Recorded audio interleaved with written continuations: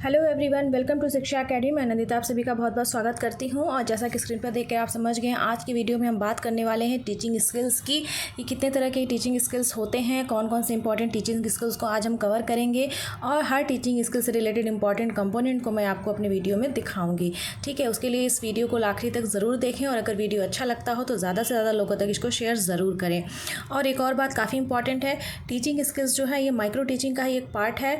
तो micro teaching का जो मेरा फर्स्ट वीडियो जो मैंने बनाया था वो अगर आपने नहीं देखा है तो उसका लिंक मैं इसी वीडियो के डिस्क्रिप्शन में दे रही हूँ, उसको जाइए वहाँ ज़रूर देखिए। वहाँ पे मैंने माइक्रो टीचिंग की डिफिनीशन, DWLN ने क्या कहा है माइक्रो टीचिंग के बारे में, और उसके साथ में माइक्रो टीचिंग की जो साइकिल है, जो फेजेज़ हैं, ये सारी चीज़ें जो बहुत इंपॉर्टेंट हैं, ठीक है, ये मैंने उस वीडियो में बताई हैं। तो चलिए ये वीडियो आप देख लीजिएगा, डिस्क्रिप्शन में जाके वहाँ पे लिंक दिया हुआ है। और चलिए हम शुरू करते हैं आज की वीडियो को, टीचिंग स्किल्स के बारे में जो आज का वीडियो है। ठीक है, तो इस वीडियो में क्या है कि देखिए, जैसा कि स्क्रीन पर आप देख सकते हैं, on the basis of teachers activity all the skills are considered important and needed proper training, but it is not possible to provide training in all these skills through micro teaching programme due to constraint of time and money.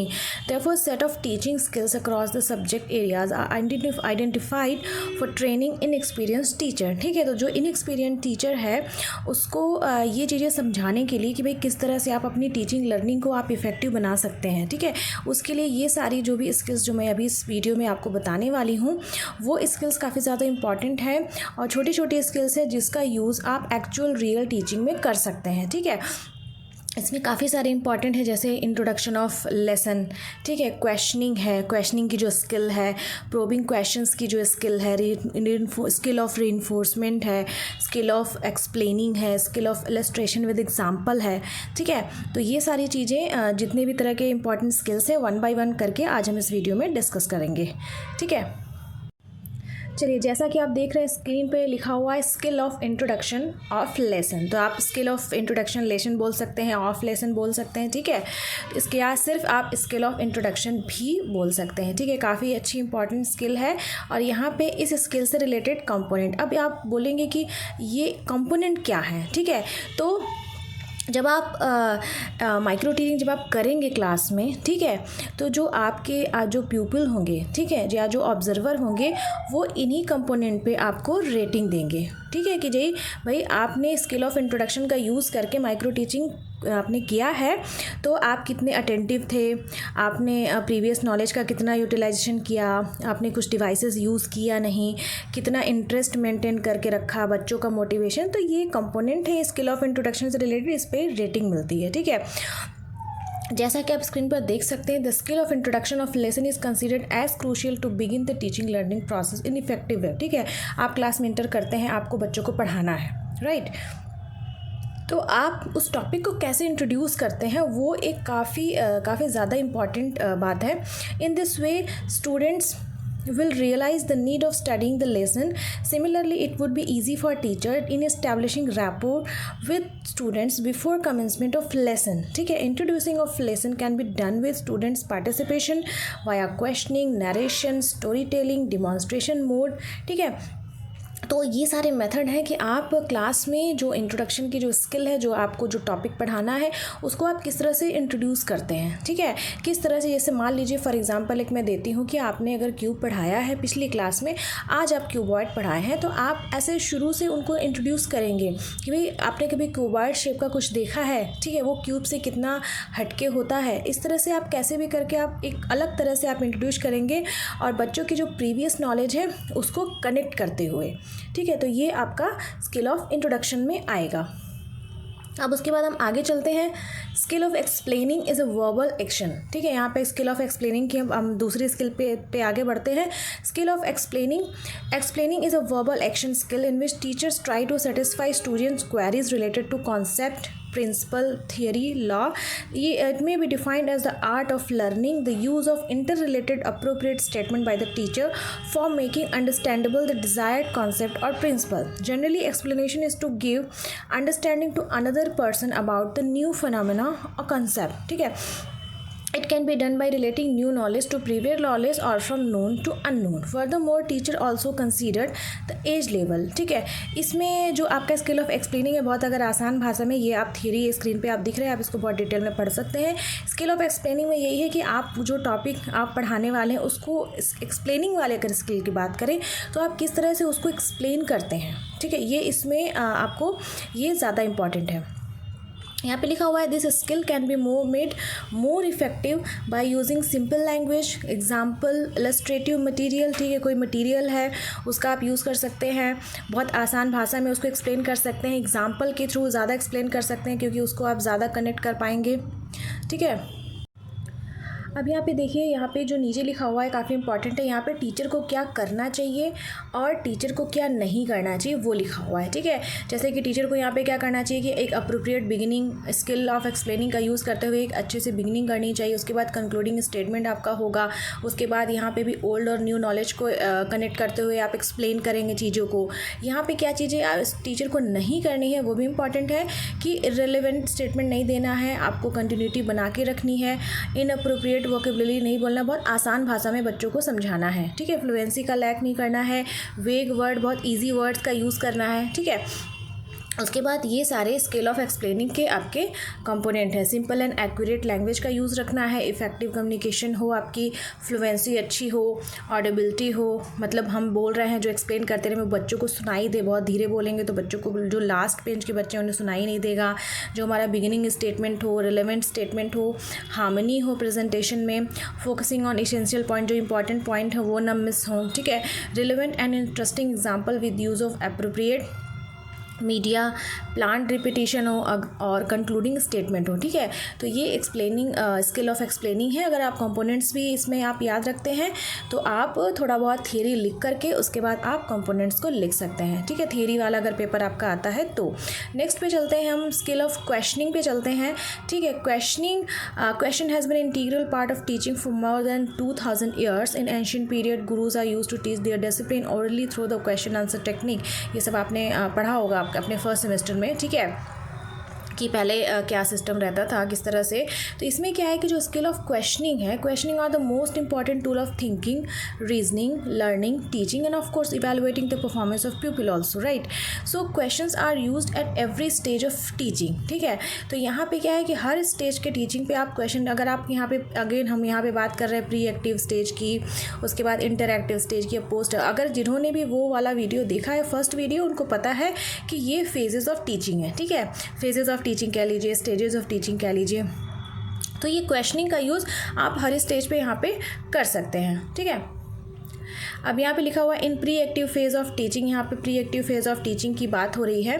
ठीक है, इसमें क्या है, includes all those activities which a teacher performs before entering the class. मतलब class में inter करने से पहले जो भी चीज़ें वो प्री एक्टिव में आती हैं। ये तो मैंने भी पहले फर्स्ट में भी बताया है। ठीक है, और उसके बाद यहाँ पे अगर इंटरएक्टिव फेज़ की बात होती है, इसमें इन्होंने इसको इंक्लूड कर दिया। इंटरएक्टिव फेज़ की अगर बात होती है तो वहाँ पे जो टीचिंग स्टार्ट होती है उस टाइम पे आप सब कुछ उसमें आपका आ जाता है। यहाँ पे आप इसको पढ़ लीजिएगा, otherwise video would be very long. ठीक है, बाकी उसके बाद जो लास्ट फेज़ है, जो पोस्ट एक्टिव फेज़ है, उसमें क्या होता है कि जो आप रियल टीचिंग करते हैं वो आपका आ जाता है। ठीक है, यहाँ पे है कि similarly teacher follow 2 pattern in the classroom before asking question. इसमें 2 पैटर्न टीचर फॉलो करता है। 1 पैटर्न इज एक्सपोजिशन लेसन्स। ठीक है, उसमें क्या है कि peoples are expose to some material, typically summary और explanation from the teacher, a task और रीडिंग। उसके बाद टीचर क्या है, बच्चों से क्वेश्चन पूछता है। ठीक है, उसके बाद exposition usually follow the pattern that is teacher question, people answer, teacher evaluation and next question. तो यहाँ पे आपका एक्सपोजिशन लेसन्स में आ गया। हाउएवर इन अदर पैटर्न, जो दूसरा पैटर्न है, जैसे यहाँ पे देखिए, एक पैटर्न आपका हो गया एक्सपोजिशन लेसन, दूसरा पैटर्न हो गया आपका डिस्कशन लेसन। ठीक है, डिस्कशन लेसन में क्या होता है कि वो दोनों लोग डिस्कस करते हैं। एक्सपोजिशन में क्या होता है कि टीचर ने कुछ चीज़ें, कुछ मटेरियल दे दिया, उसके बाद क्वेश्चन पूछना शुरू कर दिया। ये आपका हो गया एक्सपोजिशन लेसन में। ठीक है, अब जो जो स्किल ऑफ क्वेश्चनिंग है उसमें क्या है कि कई तरह के क्वेश्चंस यहाँ पे पूछे जाते हैं। तो यहाँ पे काफ़ी सारे यहाँ पे दिया हुआ है। क्लोज एंडेड क्वेश्चंस हो गए जिसमें आपका हो गया factual, memory recall, limited discussion, ठीक है, कन्वर्जेंट आपका हो गया। उसके बाद जो दूसरा आ गया ओपन एंडेड, ठीक है, क्लोज एंडेड क्वेश्चंस हो गया, दूसरा हो गया आपका ओपन एंडेड क्वेश्चंस हो गया, ठीक है। यहाँ पे ये दो मेथड हैं, ये काफ़ी ज़्यादा इंपॉर्टेंट है, आप इसको देखिएगा। जो क्लोज एंडेड क्वेश्चन है उसमें आपका आ गया factual, memory recall, limited discussion, convergent thinking, ठीक है, या कन्वर्जेंट डिस्कशन, ठीक है। कन्वर्जेंट डिस्कशन कैसे जाता है, किसी एक ही डायरेक्शन में जाता है। और यहाँ पे देखिए ओपन एंडेड क्वेश्चंस होते हैं, मतलब देखिए क्लोज एंडेड क्वेश्चंस क्या होते हैं, जो एकदम फैक्चुअल होते हैं।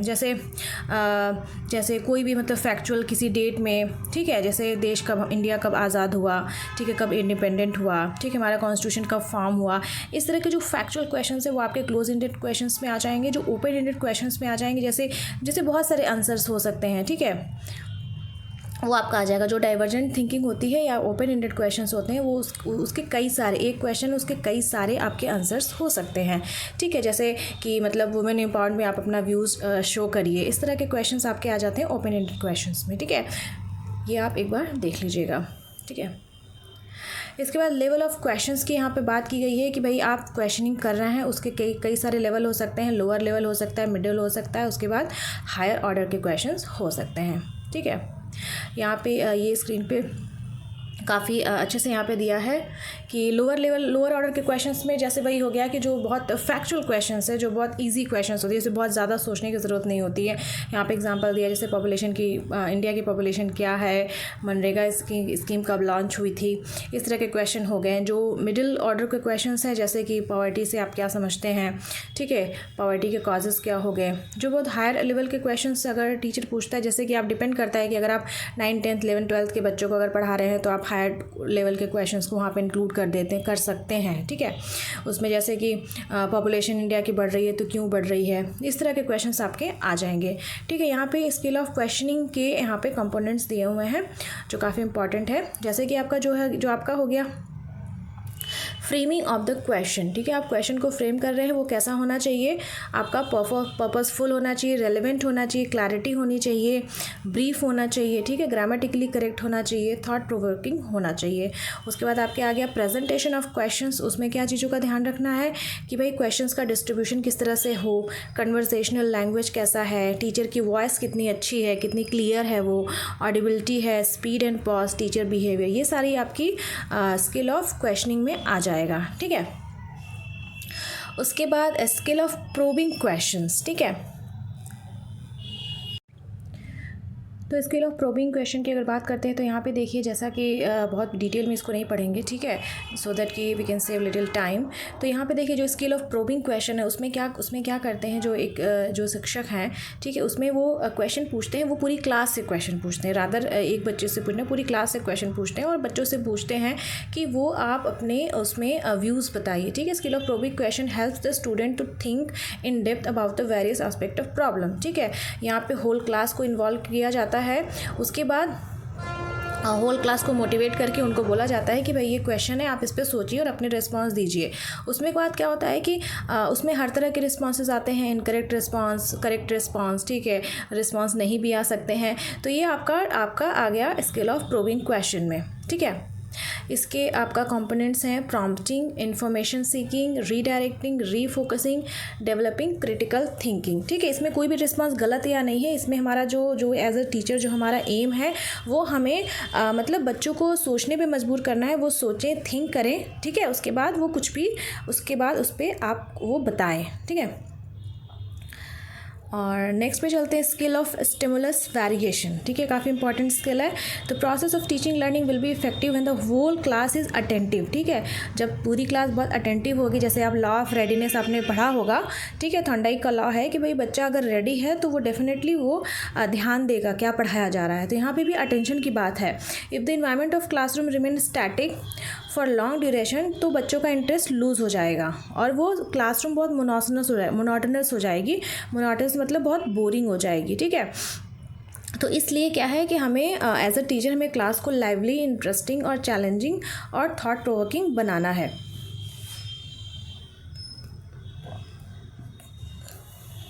तो इसमें क्या है कि this process of bringing variation in overall interactive environment of the class with the help of stimuli change is called stimulus variation. ठीक है, यहाँ पे स्टिमुली का यूज़ करके जो भी हम क्लास में चेंजेस लाते हैं, क्लासरूम को इन्वायरमेंट को इंटरैक्टिव बनाते हैं, वो आपका आ जाएगा स्टिमुलस वेरिएशन में। Skill of stimulus variation may be defined as set of behaviour for bringing desirable change in the stimuli use to secure and sustain students attention toward the lesson. ठीक है, generally a teacher makes use of an appropriate stimulus for evoking desired response and behavior of student in the classroom. For this purpose the teacher uses some gestures। ठीक है, जो जैसे gestures है, जो body movement है, make certain verbal statement है। ठीक है, ये सब जो है ये आपका आ जाएगा स्टिमुलस वेरिएशन से, स्टिमुलस वेरिएशन में।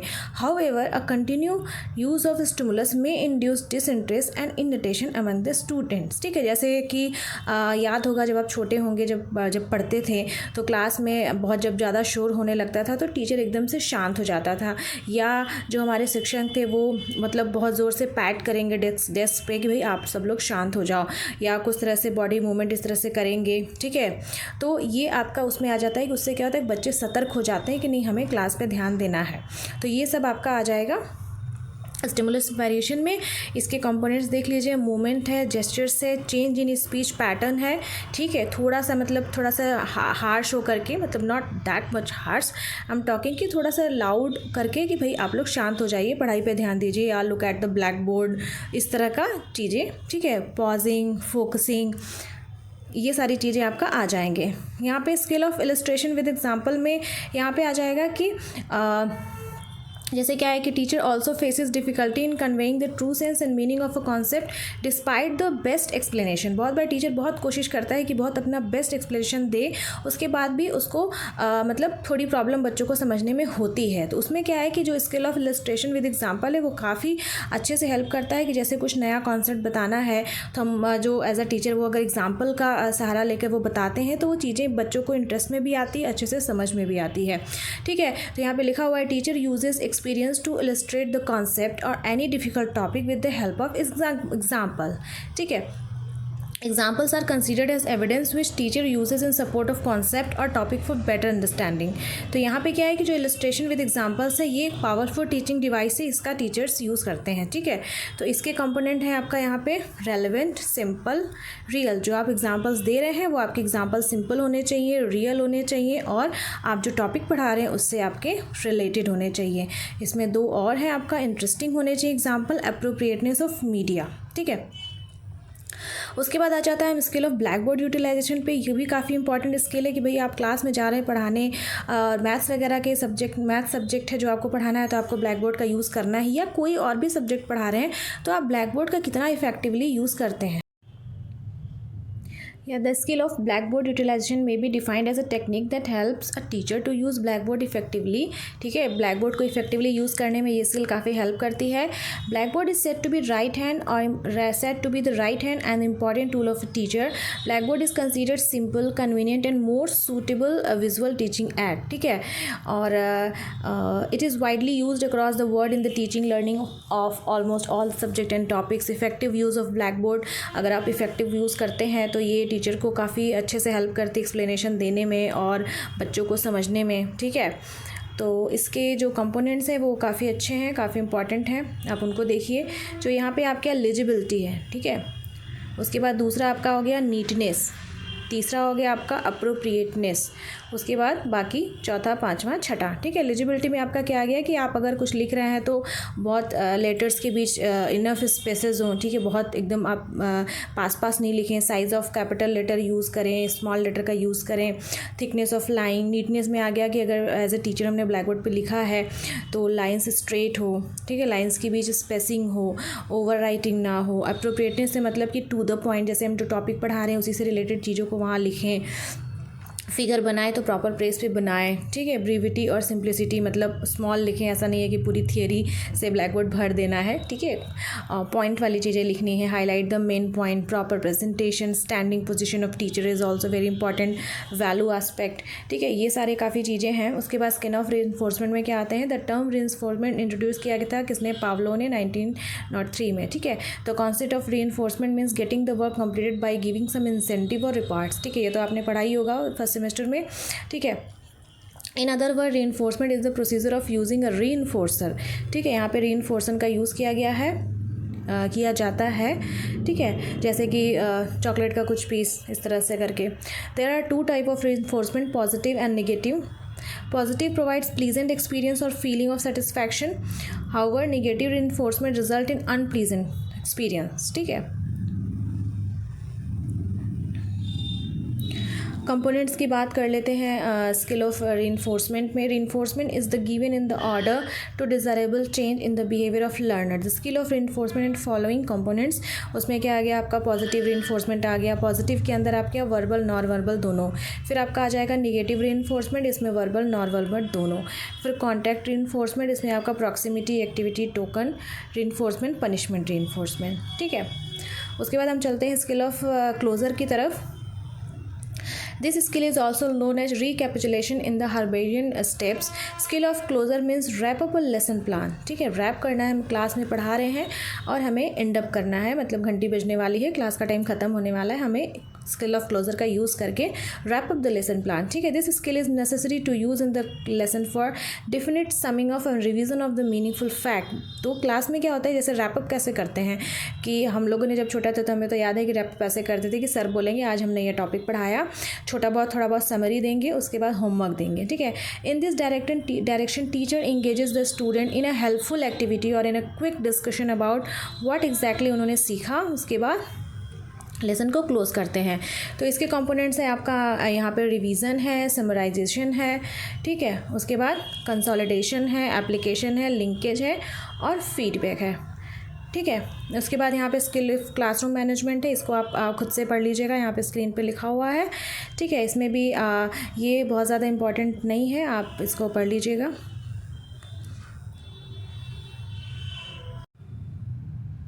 तो आज हमने इस वीडियो में बहुत सारे इंपॉर्टेंट स्किल्स की बात की। Skill of stimulus variation, skill of introduction, skill of probing questions, reinforcement skills, ठीक है, स्किल ऑफ क्लोजर। तो काफ़ी सारे जो इंपॉर्टेंट स्किल्स हैं मैंने यहाँ पे उनको एक्सप्लेन किया है। कुछ एक स्किल्स हैं जो उतने ज़्यादा इंपॉर्टेंट नहीं, उसको मैंने बोला है कि आप खुद से पढ़ें। एग्ज़ाम्स ज़्यादातर जो भी बीएड का भी हो रहा है DTU पे, वो ऑब्जेक्टिव हो रहा है और सब्जेक्टिव दोनों हो रहा है, ठीक है। तो ये सारे जो स्किल्स हैं ये सब्जेक्टिव पॉइंट ऑफ व्यू से भी इंपॉर्टेंट है और ऑब्जेक्टिव पॉइंट ऑफ व्यू से भी इंपॉर्टेंट है। और मोस्ट इंपॉर्टेंट बात ये है कि ये आपका प्रैक्टिकल एक्टिविटी से रिलेटेड है, ठीक है। आप क्लास में जाएंगे, आप माइक्रो टीचिंग हर स्किल्स की प्रैक्टिस करेंगे और ये काफ़ी ज़्यादा इंपॉर्टेंट है। उसके बाद जो आपका एक इंटीग्रेटेड लेसन प्लान बनता है, ठीक है। इंटीग्रेटेड लेसन प्लान में आप जो लेसन प्लान बनाते हैं वो सारी स्किल्स को एसोसिएटेड करके बताते हैं। यहाँ पे छोटी छोटी स्किल्स का यूज़ किया, जैसे आप कोई एक लेसन पढ़ाना है क्लास में, ठीक है। तो अगर उसी लेसन को आप स्किल ऑफ इंट्रोडक्शन का यूज़ करके आप पढ़ाएंगे 6 मिनट में, ठीक है, कि 6 मिनट में हम लेसन को हमें इंट्रोड्यूस करना है। फिर उसके बाद एक्सप्लेनिंग 6 मिनट में ऐसे ऐसे करके आप पूरा उसको कंप्लीट करेंगे, जो भी आपका क्लास का ड्यूरेशन होगा। तो उसमें हर स्किल को आप डालेंगे, आप प्रोबिंग क्वेश्चन का भी यूज़ करेंगे, इंट्रोडक्शन का भी यूज़ करेंगे। जो आपका इंटीग्रेटेड लेसन प्लान होता है, जो प्रॉपर पूरी क्लास को आप पढ़ाते हैं इंटर्नशिप के दौरान, उसमें ये सारी स्किल्स का समावेश होता है, ठीक है। इसलिए काफ़ी ज़्यादा इंपॉर्टेंट है और इस वीडियो को ज़रूर देखिएगा। और वीडियो अच्छा लगा हो तो मेरे चैनल को लाइक, सब्सक्राइब और शेयर ज़रूर करिएगा and don't forget to press the bell icon. और उसके बाद इसके बाद का जो नेक्स्ट वीडियो आने वाला है उसमें माइक्रो टीचिंग के 5 इंपॉर्टेंट स्किल्स जो यहाँ मैंने डिस्कस किए हैं, काफ़ी सारे डिस्कस किए हैं, बट हमारे टाइम पे 5 इंपॉर्टेंट स्किल्स पे माइक्रो टीचिंग का 2-2 पेज का आपको बना के देना था, ठीक है। और जिसमें कंपोनेंट्स लिखे थे और किस तरह से आपने क्वेश्चंस की फ्रेमिंग वगैरह की है, तो उसको मैं नेक्स्ट वीडियो में मैं आप लोगों के सामने प्रेजेंट करूँगी। तो फिर तब तक के लिए थैंक यू फॉर वॉचिंग। मिलते हैं फिर नेक्स्ट वीडियो में।